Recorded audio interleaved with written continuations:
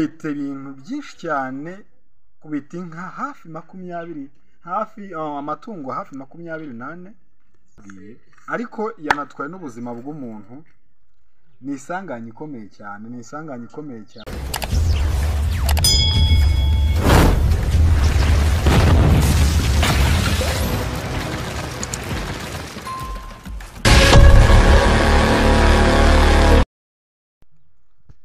Tubahaye ikaze amajyaruguru, amajyepfo, uburasirazuba, uburengerazuba. Tubahaye ikaze kuri Snow TV.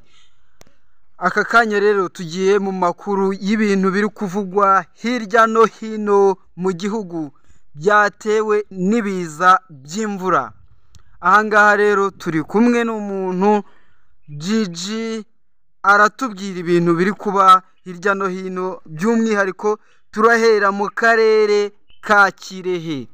Gigi, gira abanyarwanda imvura yaguye mu karere ka Kirehe, ingaruka zayo, ibyo yangije byose utubwire ukuntu bimeze.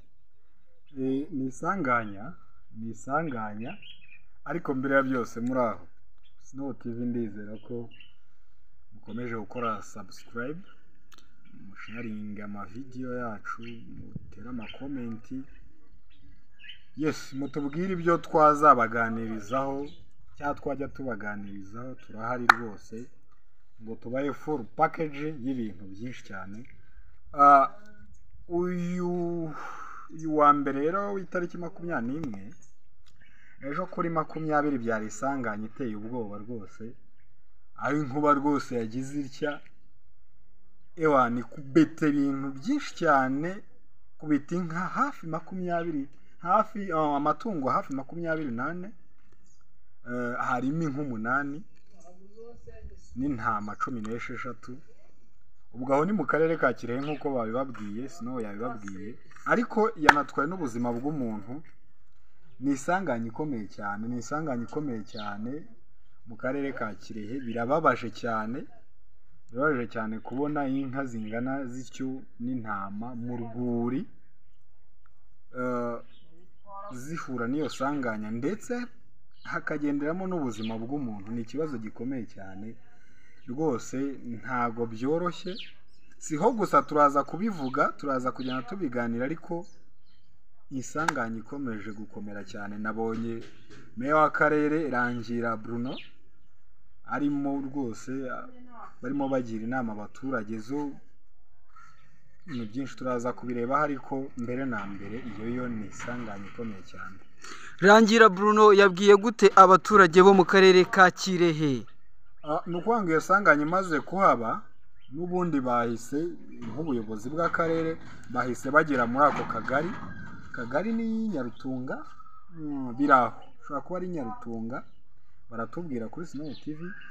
Bahise bahagera kugira ngo bisanishe n'abaturage, babahumurize, babaganirize, bababwire ko nta gikuba cyacitse. Nyine ni ngombwa, bagomba kubahumuriza, ariko banabagira n'inama, kubera ko muri ibi bihe birimo imvura nyinshi cyane, birimo ibiza, barabagira inama zo kwirinda ahanini gutwara amatungo mu rwuri, kuko n'ayo matungo yose yakubiswe byari mu rwuri. Babagira inama zo kugumisha amatungo mu biraro muri ibi bihe nyine bitoroshye turimo rwose. Ni ibihe bitoroshye cyane, ngira ngo imvura iragwa ahantu henshi kandi ikagwa itunguranye, igatwara ibintu n'ubuzima bw'abantu.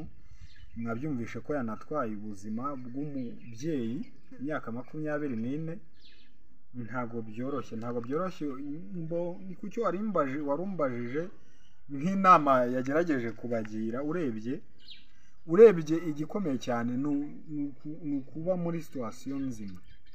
Muri makeya inka cyangwa amatungo yabo bakayarekera mu biraro muri ibi bihe bidasanzwe by'imvura n'imihindi bimeze nabi, bakazirika ibisenge byabo. Urumva nimba hatangiye kugenda ibintu runaka n'abantu, bagomba kugira gute, nk'uko ikigo cy'igihugu cy'iteganyagihe kibibabwira, nyine bagomba gukora buryo ki bwose ibyago babirinda ku kigero cyo hejuru nko kuzirika ibisenge by'amazu yabo, kwirinda kugama mu mirima nimba bagiye guhinga se munsi y'ibiti, ese mbese kwirinda buri kimwe cyose cyatuma habaho isanganya nk'iyejo, kugira ngo hari inama yabagiriye cyane, urebye yubakiye kuri ibyo ahanini. nk'uko bigaragara hapfuye intama 16 zari mu rwuri. Izi ntama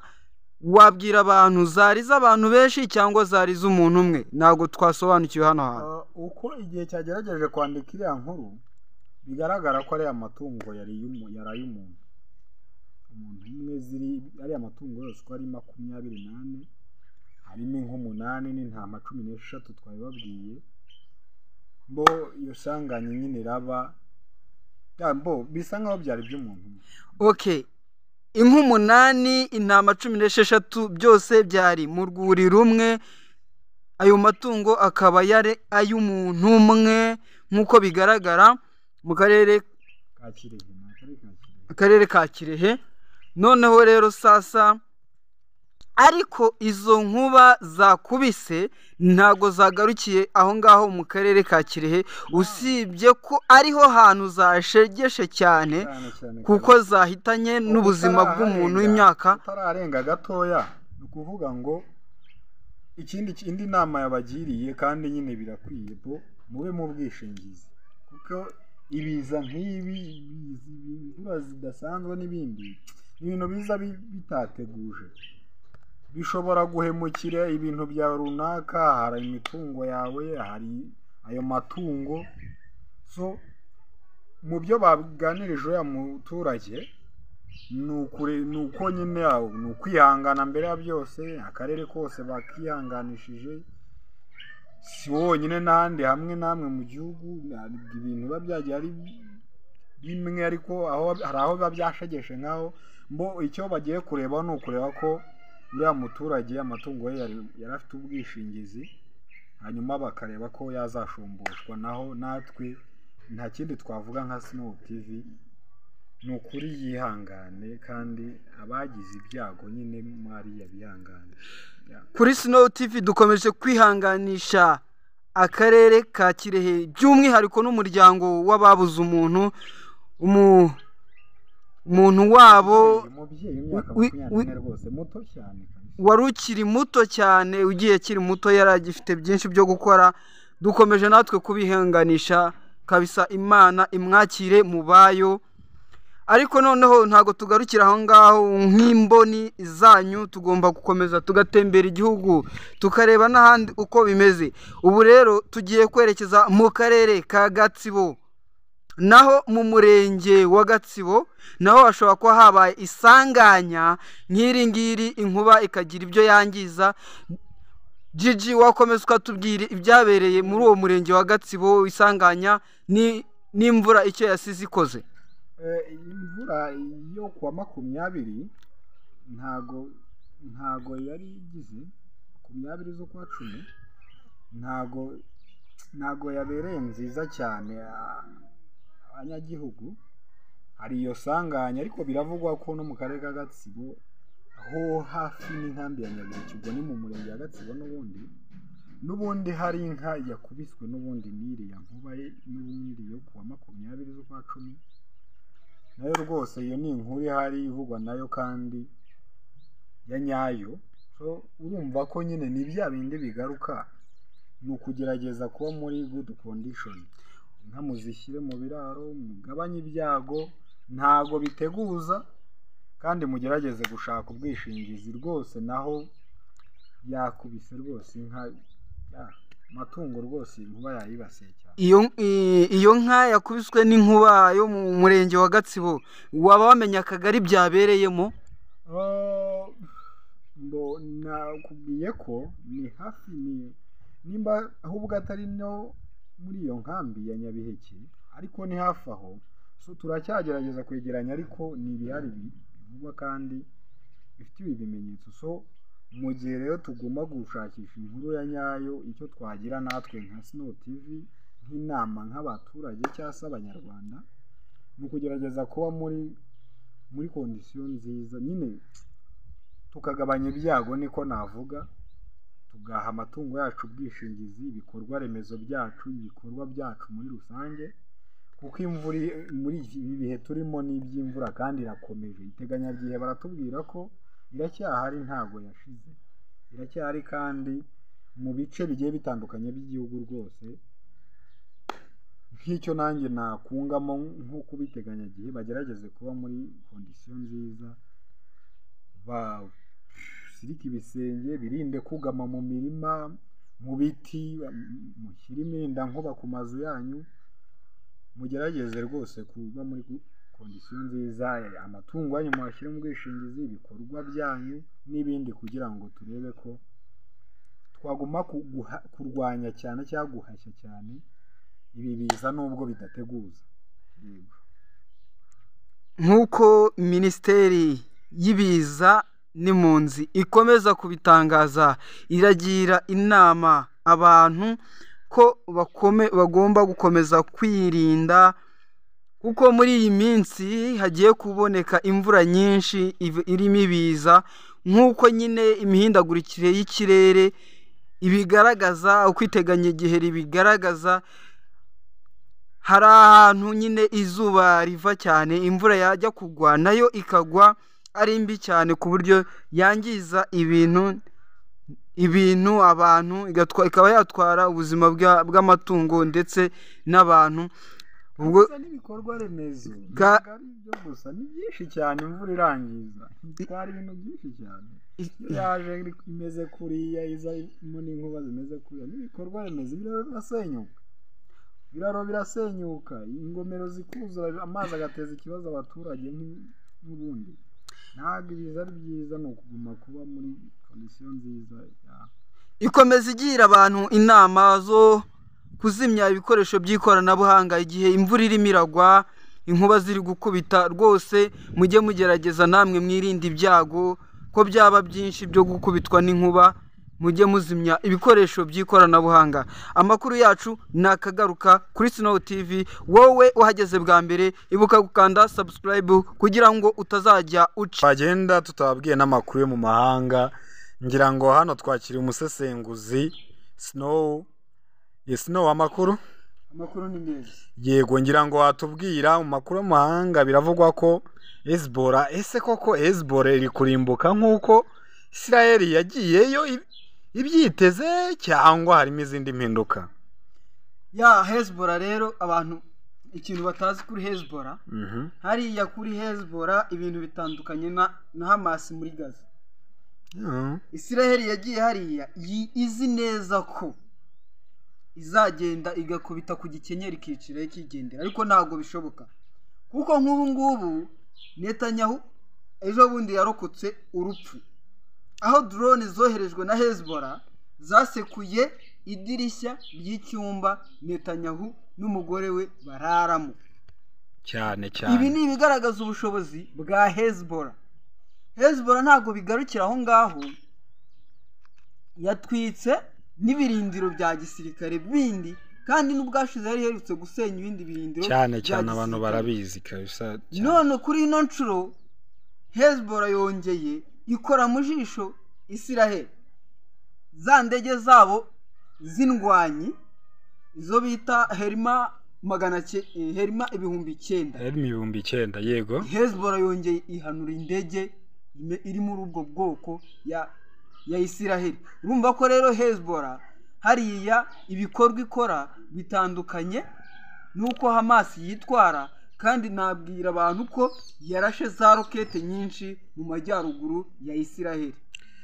Yego, ariko nanone biravugwa ko kandi birahari, ni ukuvuga ngo Israel abantu barabizi ko yagabye ibitero ku mutwe wa uriya uri muri Libani, uriya uri muri Libani bari kugabaho ibitero cyane. Si Hezbollah se?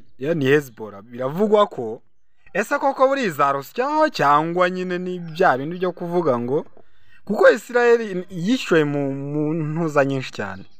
Ega Israel nyine Israel hatari Amerika, Israel ntacyo yakora.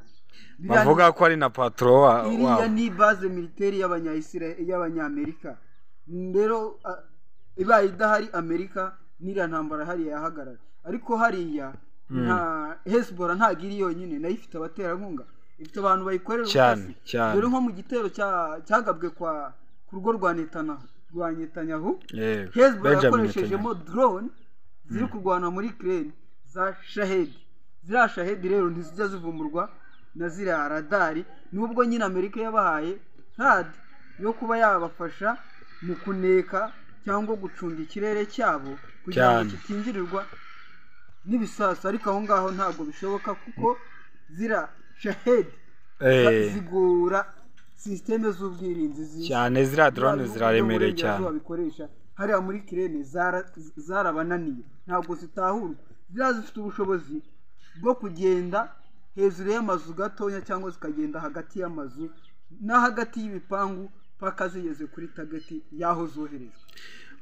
Bivuze ko Hezbollah irakomeza kwihagararaho, baherutse no kugira kubakuramo abayobozi bakomeye benshi cyane. Hezbollah iraguma kwihagararaho, twitege ko ikomeza kwihagarara ikaguma kurwana, cyangwa Hezbollah irakomeza yihagarareho byibuze ngaho simbukira muri Gaza Palestine cyane urebe yego bayikozemo abayobozi Hezbollah bakomeye, ariko noneho Hamas irimo irakora iki? Irimo irahorera abo bayobozi. Nibyo cyane. Biri guca mu buhe buryo Hamas rero? Ubu tuvugana yishe umukoloneli wa Israel watangaga komande y'amabwiriza y'urugamba. Uwo ntago bari bugiye ku rugamba, yabaga muri tanka bamucungiye umutekano, ariko yasohotsemo rimwe bahita bamusoza. Abana ba Hamas bihutaga cyane, bamwohereje akadrone kavamo ahantu hamwe kakagwa ahandi rimwe gusa, bihita bihora. Harimo dynamite yasohotse mu gifaru, akigisohokamo agera ku muryango wacyo. Ako kadrone ntabwo byasabye umuhamasi gukoresha indeba kure, yarameze nk'uri hafi yiwe amureba neza, yakamwoherejeho gahita kamusandarana, biba birarangiye. Ubu Israel iri mu cyunamo cyo kuba yabuze umusirikare ukomeye.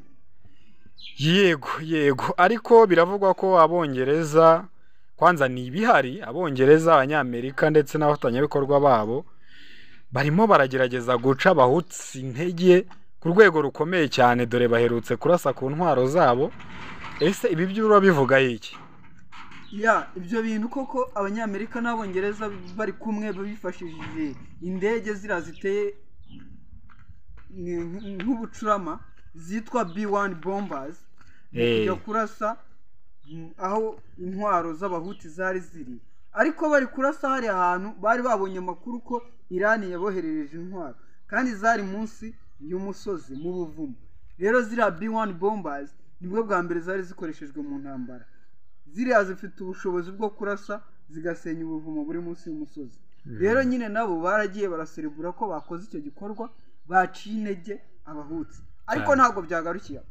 Abahutsi nabo mu kuri tariyetinga cyangwa mu gusubiza barashe ubwato bwari butwaye intwaro muri Israel, babutwitse nabo bari gusubiza.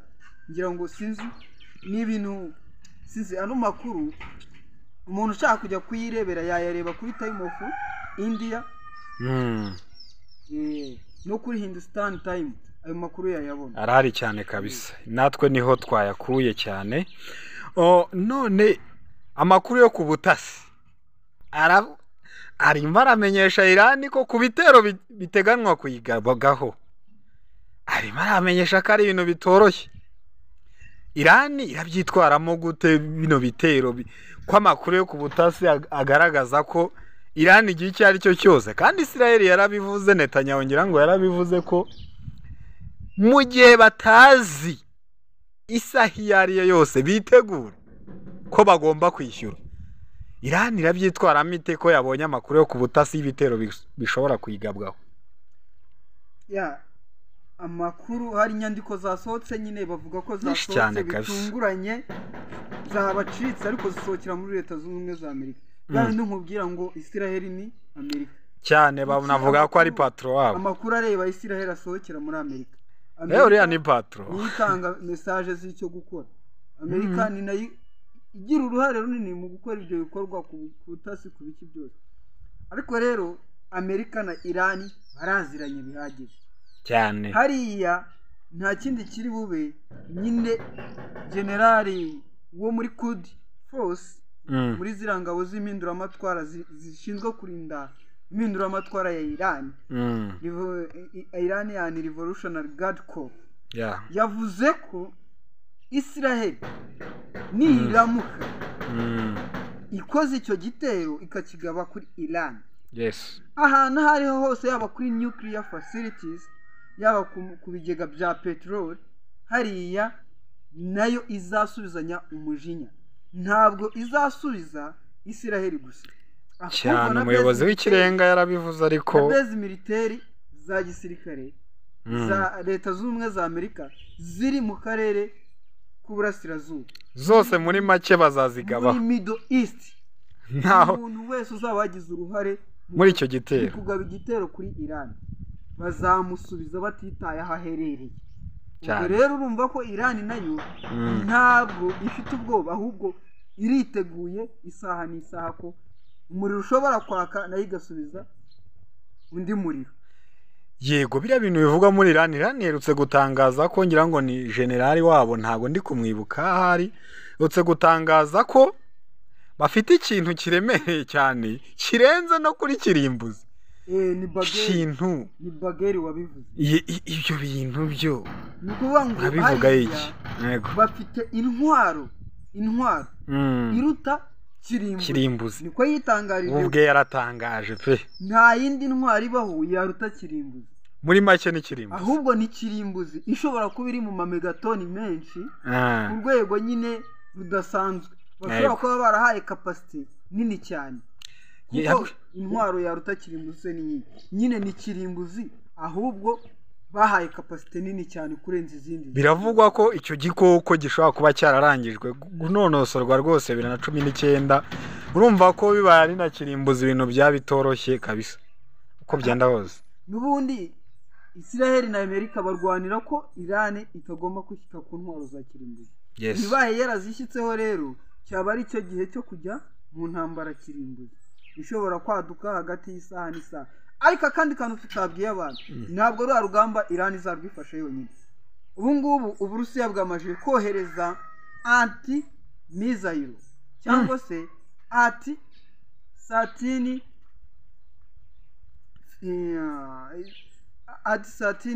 ziriya ndege F-16 ati F-16. Ziriya ndege za F-35 ni indege zigezweho zo mu kiregano cya gatanu Israel ikoresha. Rero Uburusiya bwamaje kugeza radari anti F-35, radari zishobora guhanura F-35 mu mazi magari y'inyanja ya Iran. Kuvuga ngo isaha iyo ari yo yose Israel yarasa kuri Iran, izo radari zizakora guhita zitanga ko kumanura izo ndege za F-35 za Israel na leta z'ubumwe za Amerika cyane. Gusa Uburusiya bwo nta kintu bubivugaho, ariko amato yagaragaye mu nyanja y'Abahinde ari kwerekeza muri Iran, kandi yaratwaye izo radari zihanura izo ndege ndetse n'ibindi bisasu. Kandi na S-400 ziriya rwose ziratinyitse cyane ku rugamba. S-400 z'Abarusiya cyane ziratinyitse, nizo zatumye Uburusiya bwihagararaho muri Ukraine. Nazo zamaje kugera aho hantu, ziriteguye kabisa isaha n'isaha bazafasha Iran mu kumanura ibisasu bizabiri koherezwa. Yego, ugakomojeho nyakubahwa President Zelensky aherutse muri Amerika, ngira ngo hari nabo bimaje kumenyerwa ko n'abashefu n'ababosi. Gusaba Trump ngira ngo hari yabasabye ko bamufasha byisumbuyeho cyangwa se bakamuha uburenganzira bwo gukora ibisasu bya kirimbuzi. Ngira ngo hari ubwo twambutse twageze muri Ukraine abantu babyumvishe. Ese ibyo bintu kuko Amerika irabyemerera Zelensky cyangwa n'ukukoma gutyo gusa? Hari igihe kigize kubaho cyitwaga arms race Yes. ubu rero hagiye kubaho arms race ni isiganwa mu gukora intwaro ariko noneho hano biratandukanye ni intwaro kirimbuzi rero Amerika yabikora koko igashyigikira ariko tunibukiranye ko Russia bari kurwana cyangwa Uburusiya bafite amakuru bafite ubutasi bukomeye cyane ngira ngo hari ntago bapfa kubigeza ku butaka bwa Ukraine menya hari bitaranatangira baba babitwitse. Oya biravugwa ko intwaro kirimbuzi Ukraine ishobora kuba izifite ishobora kuba izifite ikikomanga no ku gatuza ko ishobora kuzazikoresha ariko nyine urebye nyine igihugu kimaze imyaka mu ntambara amafaranga yarasohotse cyane yarashyiriwe bo nta capacity bafite yo gukora intwaro kirimbuzi irahenda cyane ariko ba chef ba patro bashobora kuba barafashe iyo ntwaro bakaba barayimanuye bakagenda bakayikorera umutekano uburinzi buri kimwe cyose ariko hariya kuba bayifite ntabwo bisobanura ko bagomba gutsinda urugamba Russia niyo ifite intwaro kirimbuzi kurenza ibindi bihugu byose bisigaye cyane ibyo byo biraza rero biramutse bibaye koko ari byo tayari Uburusiya bwahita bufasha Syria gukora intwaro za kirimbuzi ako kanya bugashyigikira Iran mu mugambi wo gukora intwaro za kirimbuzi cyane ugasanga nyine ibihugu by'abanzi ba leta z'ubumwe za Amerika byose intwaro za kirimbuzi ugasanga n'ibihugu by'abanzi b'Uburusiya nabyo biri guhabwa ubufasha mu gukora intwaro za kirimbuzi ibyo bigashyira isi mu kaga cyane ukiri aho ngaho mu Burusiya biravugwa ko ku murongo w'urugamba rwose abakoreya ya ruguru rwose bariyo ngo rwose Zelensky aherutse gutakamba avuga ati Koreya ya ruguru yaramanutse mwuka bamwe bari mu rugamba nabyo ibyo bintu nibyo gira ikintu bitubwiraho byo bimeze bite ko nabyo bivugwa ariko aho ngaho nta kintu gitunguranye kirimo kuko Koreya ni inshuti na Putin cyane biranavugwa ko aribo babafashe ku mugambi w'intwaro kirimbuzi babahereza n'intwaro nyinshi cyane ahangaha rero kuba nyine babaha abasirikare utwo n'utuntu dutonya dusanzwe ahubwo igitangaje gihari nuko muri Kharkiv Abarusiya baharasiye abasirikare ba leta zunze ubumwe za Amerika ko Uburusiya butarwana na Amerika burwana na Ukraine hanyuma abasirikare ariko nabyo biravugwa ko Koreya nabo bamanutse kandi Russia nyine ifite n'abafatanyabikorwa bivuze ko na Zelensky n'ubundi abasirikare b'abashefu babo barabamuha rwose ibyo byo ni ibintu bihari bivugwa rwose ko pe nubwo biteruye bitavuga ngo wenda ngo Amerika iri kurwana na Russia cyangwa se ibihugu by'Uburayi ariko ni ibintu bigaragara kuva mu ntangiriro z'urugamba abasirikare bo mu burengerazuba bw'isi babaga bari mu rugamba byaragaragaye cyane bivuze ko ahubwo baba ariyo cyane n'abandi rero bivuze ko ari cyo bagenda baba ati natwe kuki se abafatanyabikorwa bacu bataza tugafatanya ngira ngo ahari ntabwo bizatungurana hari igihe uzahumva n'ababashinwa baje gufasha Uburusiya ariko nyine igihari nuko abasirikare babiri ba leta zunze ubumwe za Amerika biciwe muri Ukraine na drone yoherezwe n'Abarusiya imwe muri za drone zikaze cyane ituruka muri Iran yitwa Shahed Kamikaze cyane iriya drone irabagagura yatwikana yewana ngira ngo hari mwabyumvishe ko twari kumwe n'umusesenguzi wacu Snow dusoza agira ikintu ubwira abanyarwanda bari banagukumbuye ngira ngo hari kukubona mu biganiro by'amakuru usesenguriza inkuru z'intambara gira icyo wabwira abanyarwanda muri make. Icyo nababwira nuko tugiye kujya tubahereza amakuru ari update ku ntambara ziri mu burasirazuba bwo hagati cyane kabisa. Nicyo kintu tugiye kubakorera muri ino minsi kabisa, tubahereze updates full package bwa mbere. Wowe utarakanda subscribe ibuka ukanda subscribe kugira ngo utazajya ucika. Yes, murakoze, ngira ngo hari mwabyumvishe dukoma kubakangurira ndetse no kubinginga tubasaba twe kuri Snow TV turasaba mukore subscribe mukurikira ibikorwa byacu rwose, komeze mudushyigikire. Ufite inkunga yifuza kudutera igitekerezo cyangwa inyunganizi rwose ujya muri comment ukatwandikira ese amakuru twakubwira twakuganirizaho byose ntacyo duheza rwose tubikoraho twubaha mwebwe uko nimwe muduha umugati rwose mukomeze mukore subscribe kuri YouTube channel yacu ni Snow TV musharing inshuti zanyu ibiganiro byacu zigomeze dutere imbere twese muri make tujyanemo mubona amakuru ku gihe natwe dukomeze tuzamuke turebe ko ibintu byakomeza kugenda neza cyane ubutaha turaza muri Afurika ngira ngo hari byinshi cyane dufite kubabwiramo nabyo tuzaza tubibabwire ni ku munsi w'ejo si kera cyane murakoze cyane shout out